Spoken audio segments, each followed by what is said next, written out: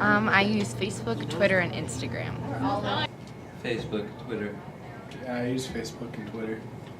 I use Facebook, Twitter, and Instagram. Twitter and Facebook. Just Facebook. I have a Facebook account, Twitter, although I don't use that much. I don't think I use any. I don't use Facebook. I email, does that count? No, I use no social networking. I use them to keep updated with what's going on in my friends' lives, to see what other people are doing. I like Twitter just because it's super funny and it's like. You can do whatever you want. Yeah, you can do whatever you want. Found out about it yet. Yeah, same here. And dance like no one's watching, tweet like your parents aren't reading it. That's what I live by. I originally got Facebook just because everyone else had one. And then I got a Twitter to follow celebrities and Instagram to see photos from my family. I used Facebook mainly because everybody else was on it in junior high.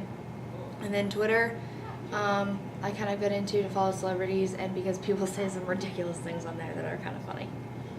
Just a nice way to keep in touch with friends that I haven't seen for a while who are different parts of the country. Find out what's going on with them.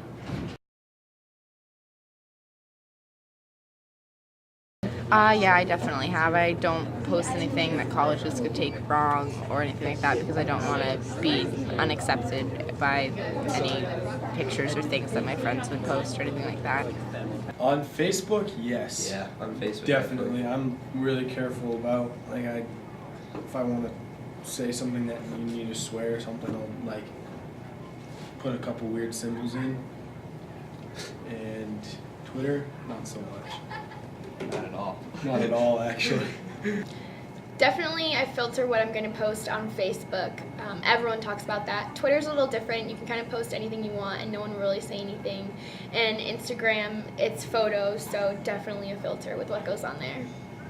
Definitely on Facebook because everybody talks about that, and Twitter also because now there's these Anons accounts, and so people can, if you want to post something ridiculous, I would say do it under Anon and not under your real name, because otherwise people can, they're going to find it eventually also, just like they did Facebook. So Anons are basically, they're people behind them, but they choose names like Redneck Romeo or New Hampshire Girl or whatever they choose, so it's not their specific name, and then they post kind of whatever they want on them, and you can't really track them back to a person unless they say who they are. I see other people that post underage drinking, and I think that's going to hurt them in the end.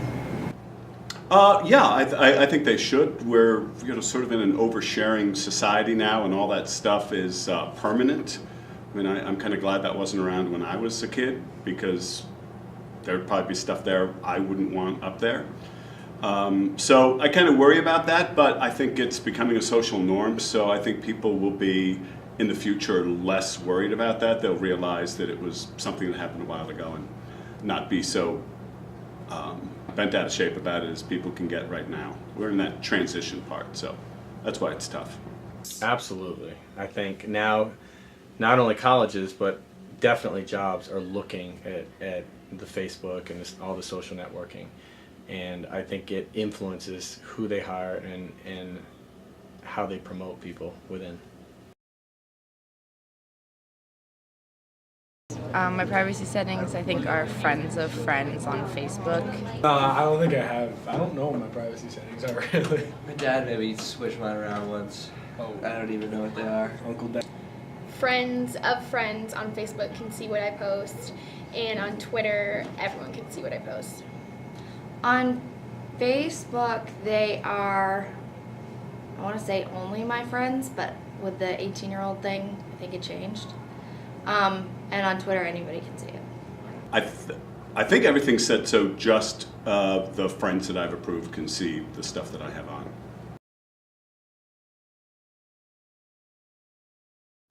Catfishing is using someone else's profile pictures to create a secret life.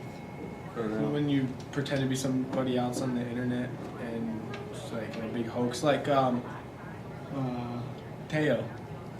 Catfishing, yes. I saw that on MTV or something like that. And they had the series, the movie and the series. I think it's crazy, and ever since this show aired, it makes me scared that people are catfishing using my photos. Pretty weird. I mean, pretty weird for both people, like these people who have these online relationships and have never met these people, and they have all these excuses why they never meet, and they seem like, oh, well, I'm sure everything's fine, and it never is. So gullible people who are online thinking they have this great relationship with these people who are not there at all. Yes, I guess I would. I know it's not necessarily the right thing to do, but I guess I would do it.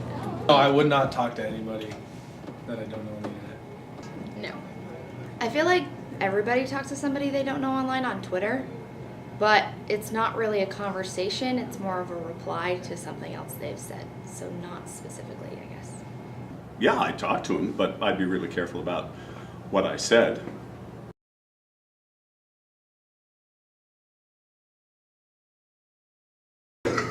You can go through some of their pictures on Facebook or their personal information. You can Google them, do like a background check or something. You can run their pictures through Google Image to make sure that they're not linked to several accounts. If you're talking to friends or something, I mean, you can bring up stuff that only they and you would know that nobody else would know. I mean, there are those type of things.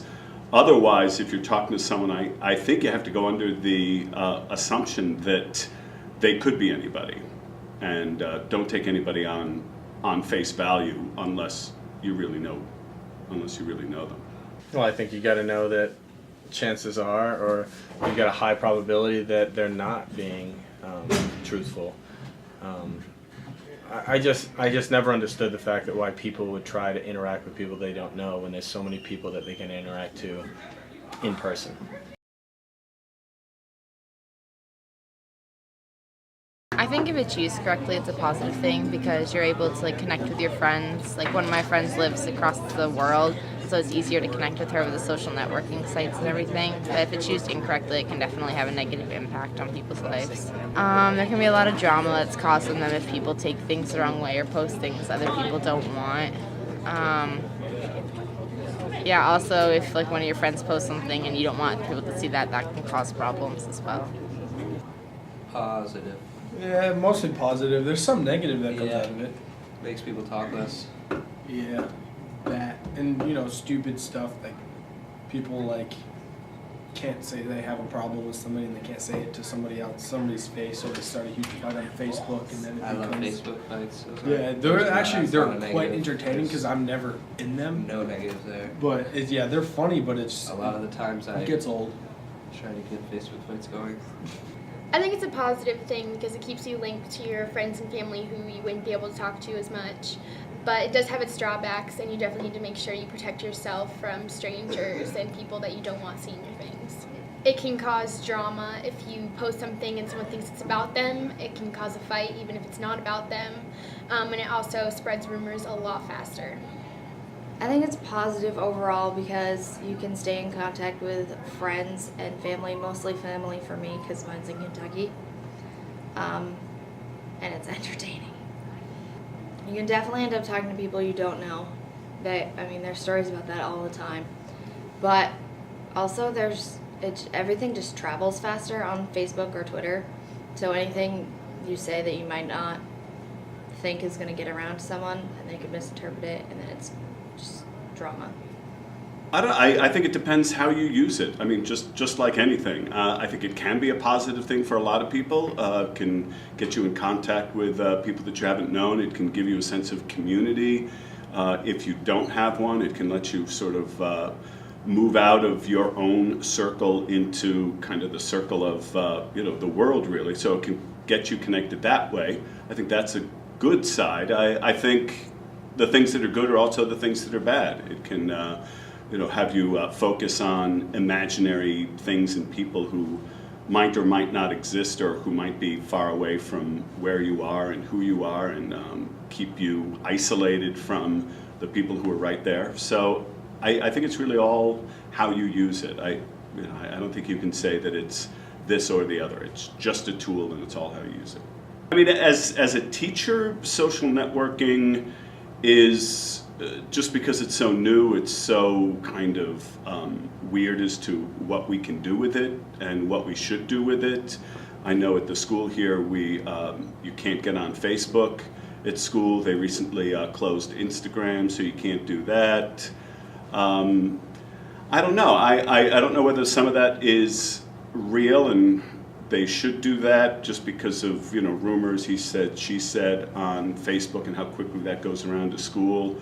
So in some ways that's good. In other ways, you know, maybe we should open that up and trust students and educate them as, you know, as we're supposed to, and kind of let that technology do what it'll do. I think that people are too involved with the internet and social networking and not involved in interpersonal skills. And I think with the young people today, I think it's a problem. I think social networking has gotten way out of hand, and people are, you know, using hours and hours of their day communicating to people that they rarely see, as opposed to communicating to people that they know and should be, you know, making better friends with. I think it could be a positive thing. I think it's a great way to keep in touch with family and friends that go somewhere else.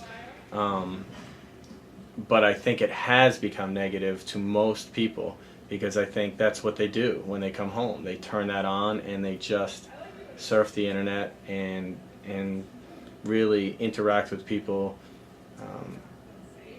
on a very superficial level. So, you know, I think it can be good. I think it's very useful. I know my wife is on Facebook, and she talks to my son every day from college in a certain way, and I think that's good.